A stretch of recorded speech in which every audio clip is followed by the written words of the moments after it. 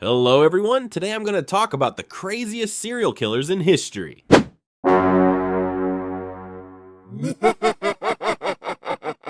Zodiac. If you think only TikTok has content creators doing wild stuff for fame, then you haven't heard of the Zodiac Killer. Yep, he was like an OG influencer, but instead of dancing or mukbangs, this guy killed people. And his main content, handwritten letters to the police plus coded puzzles like, whoever catches me first wins.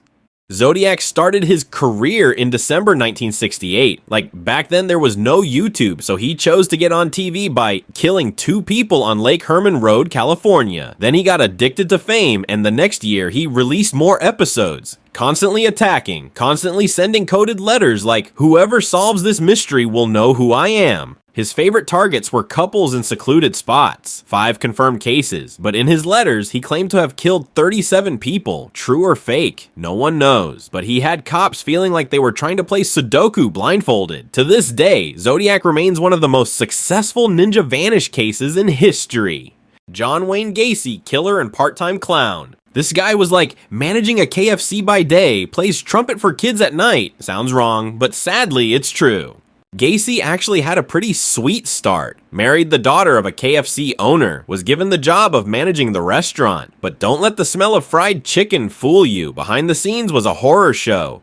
After going to jail in 1968 for illegal contact with a minor, he got out after 18 months for good behavior. A classic fake good boy. He moved to Chicago to start fresh, got his own business, got married, got into politics. But at the same time, he was living a secret life full of dark, creepy stuff. From 1972 to 1978, Gacy lured at least 33 young men to his house and killed them. His basement was basically a mini graveyard. When he ran out of space to bury them, he dumped bodies like cleaning out a closet. The scariest part? He wrote down every detail in a journal like some kind of sick collection. To Gacy, people weren't humans. They were toys. If he liked them, he kept them. If not, he deleted them. It wasn't until police found bones in his basement that Gacy finally showed his face. In 1980, he was sentenced to death with the profile of a serial killer collecting corpses. Serial killer Ted Bundy. This guy was pretty handsome, like David Beckham level. Ted was the type of guy girls would help if they saw him on crutches carrying books. And that's exactly when he struck. From 1974 to 1978, he killed at least 30 women across several states. They all believed he was a good guy because his face just looked so trustworthy. Sometimes Ted pretended to be a cop, sometimes just a guy needing help, and then, boom, from injured nice guy to cold-blooded killer. At times he had sex with the victims' corpses, even kept their heads as trophies. Sounds like a horror movie, but it's real. But when one of the murders happened in public, witnesses described him, TV reported it, and his girlfriend was like, huh? Why does that look like my boyfriend? And yep, it was Ted. But even when she told the cops, they didn't have enough evidence to arrest him. Then one day in Colorado, police saw him driving suspiciously. They called him out, but he didn't stop. When they searched the car, they found handcuffs, rope, a mask, the full serial killer starter pack. He was arrested. In a Florida courtroom, Ted went big. I'll represent myself. But life isn't a movie. He was bad at law, his defense failed, and the result, 3 death sentences.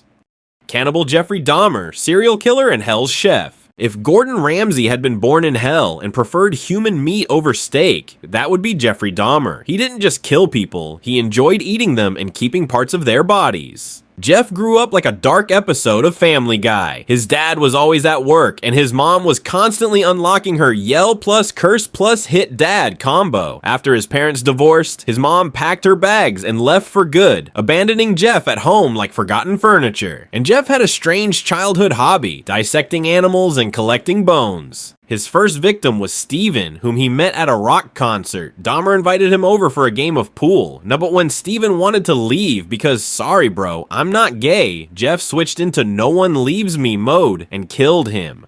From that point on, he began a spree that would make Hannibal Lecter say, dude, chill, dismembering bodies, keeping heads, eating organs, and even turning some body parts into sex toys. Peak madness. He drilled into victims' heads, trying to turn them into living zombies that would serve him. Most of his victims were African American, immigrants, or LGBT, the kind of people cops back then would just ignore. In 1991, he was finally arrested and sentenced to life in prison, but later he was murdered by a fellow inmate. Jack the Ripper. London, 1888. A poor district named Whitechapel turned into a blood map. The culprit? A nameless figure with the skill to slit a throat as cleanly as a plastic surgeon. That was Jack the Ripper, the guy who made Britain sleep with the lights on. Jack only targeted prostitutes, and the number of victims was just 5. But the way he killed was neat, precise, and clean. Like he just graduated from Harvard with a degree in pig butchering. One cut across the throat, no more, no less. Back then, anatomy training was only for the rich, so people believed Jack the Ripper was either highly educated or came from a powerful background. There were even wild theories. Some said he was a vampire who drank his victims' blood. Others believed he was a vengeful spirit sent to punish the wicked. His killing methods are still a mystery. The police tried their best, but in the end, no one ever found out who Jack really was. And to this day, that mystery remains unsolved. Charles Manson.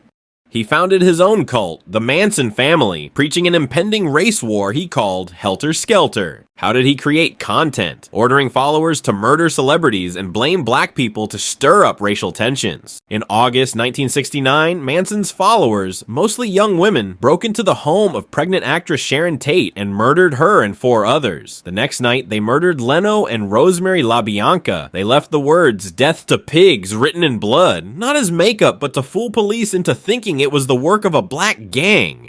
Manson was later arrested and sentenced to death for conspiracy to commit murder. The sentence was later commuted to life imprisonment. Edward Gein, the butcher of Plainfield. If Homelander were a lonely guy who cried over his mom, then Edward Gein would be the version with 0 superpowers but plenty of obsession. He grew up in a small town called Plainfield. His dad was an alcoholic. His mom was a full combo of strict religious dogma plus physical abuse. No going out, no friends, no nothing, except endless lectures about how women were the worst creatures on the planet. So you can imagine, Gein grew up with the mental stability of a pressure cooker left on the stove too long. When his mother died in 1945, instead of grieving and moving on like a normal person, Gein decided he would make a woman's suit to cosplay as his mom. And no, this is not a joke. He used actual human skin to make it. In 1957, after several women mysteriously went missing, police searched Gein's house, and then, boom, inside they found furniture made from human bones, lampshades from human skin, bowls made from skulls, and fashion pieces from 2 of his victims. Gein was charged with murder but declared legally insane and unfit to stand trial. He spent the rest of his life in a mental institution. The case of Edward Theodore Gein became so infamous that it later inspired the horror movie The Texas Chainsaw Massacre. Richard Ramirez. From June 1984 to August 1985, he kept all of California sleeping with the lights on. His crime recipe was 1. Break into your house at night. 2. Cause chaos in both the physical and spiritual sense. 3. Perform a ritual like a tribute to Satan. 4. Then finally kill the victim. Ramirez didn't just kill, he turned the crime scene into a ritual site. He tortured, raped, and painted satanic symbols in blood, like he was hosting an extremely dark true crime spiritual podcast. The terrifying part was that killing wasn't even his main goal. He wanted to prolong the suffering to please the presence of the devil. The manhunt for him became one of the largest in California history, with over 200 detectives on the case. Then, in an unexpected twist, residents in East LA recognized him on the street and beat him down like an action movie scene. Police arrived and arrested him. Ramirez committed 13 murders, 11 rapes, and 14 burglaries. But when he stood trial, he showed 0 remorse. He even flashed his satanic tattoo to reporters in court. He was sentenced to death, but died in prison before ever reaching the electric chair. So, what do you think of these most insane killers in history? Feeling like sleeping with the lights on tonight? If you've got any wild theories or a killer you think should be featured next, drop it in the comments. I'm drawn to know. Don't forget to subscribe so you don't miss any videos. See you next time.